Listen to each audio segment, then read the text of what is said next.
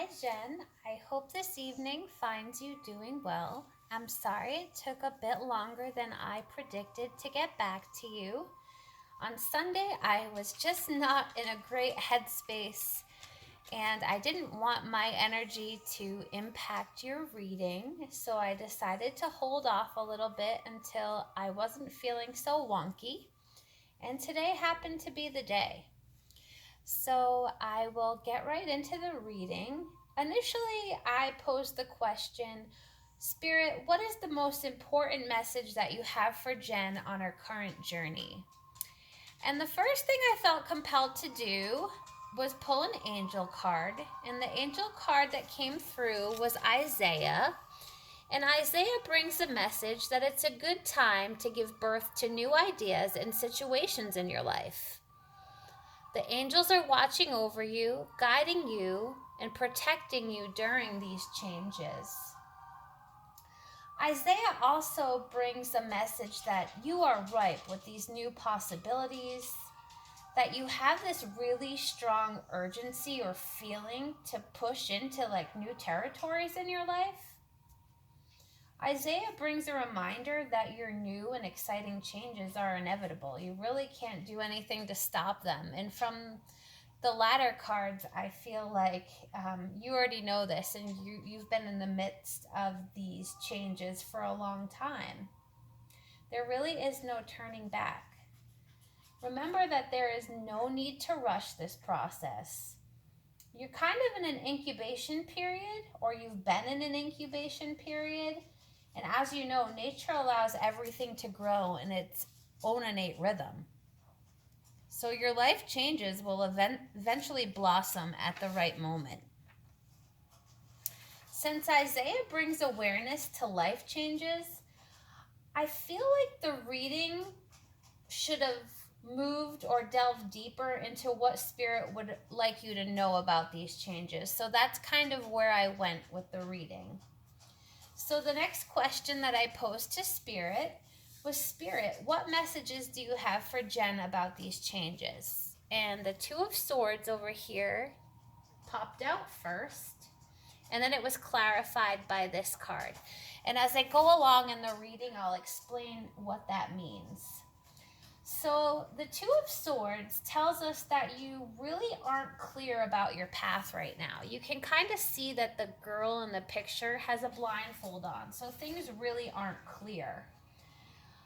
This tells us that there are details missing, or there's something that you just can't quite clearly see yet. So with the swords in this card being crossed but in a perfect balance, this suggests that you are currently weighing your thoughts or your options, and that you're really addressing all things to find solutions. Behind the woman, you can kind of see that there's a body of water, and water symbolizes emotion. And in this water body, you can see that it's littered with and scattered with these rock formations. And these rock formations are suggestive of obstacles.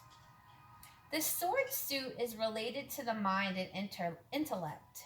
With all of that being acknowledged, the message in this card is Spirit affirming to you that you right now are at a place in your journey where you're not sure about which direction to move in, and things really aren't clear to you.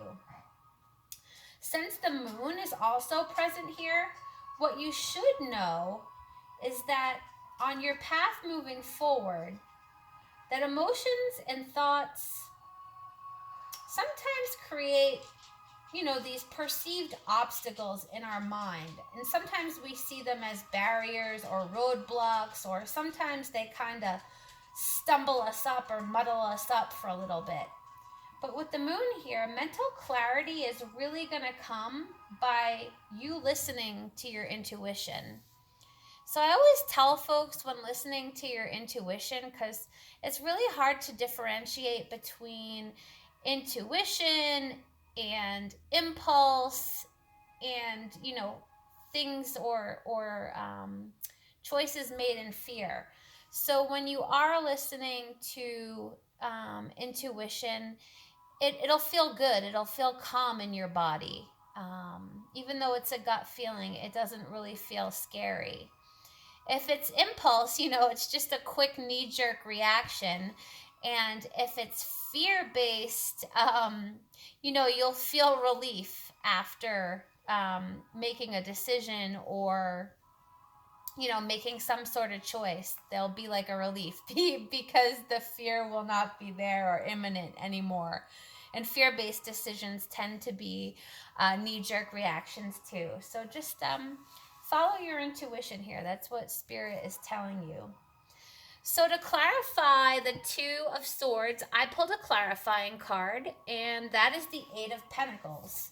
Now, I always pull a clarification card, or sometimes I pull more depending on how I feel, to further understand the message being given.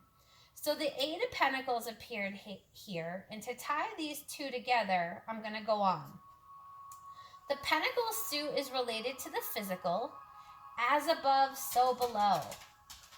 Things becoming tangible in the physical or, the earthly plane. So depicted in this card is a young scribe who is carefully etching a coin. So this card is all about apprenticeship, skill development, repetition, and mastery. And with the emergence of this card, and in conjunction with that of which presented earlier, your path is not really clear right now because you're still in this phase of incubation or apprenticeship. So hold the faith that you are on the right path to mastery. And as this card is an 8, and that is nearly close to the end of a cycle, you're almost there. You've done a lot of the work. And when I was reading this, what came to my mind is what you always say, that you're planting seeds. I know that we do this a lot for our kiddos and in our profession, but I think intuitively and instinctively, you know that you're also planting seeds for yourself. And soon you're going to harvest these seeds that you planted. And those seeds that you've planted that you're harvesting are going to come in the form of clarity about your path. You're really blossoming into something so beautiful. So as I was going on, I felt compelled again to pull another card. So this is the one that came out. And sometimes I feel compelled to call upon the voice of another deck. So you'll notice that this deck is different. And this is my survival playing deck.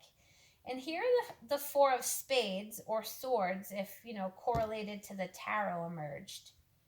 So this card signifies a period of rest or needing to rest, where you need to recharge, recuperate, and kind of head into seclusion.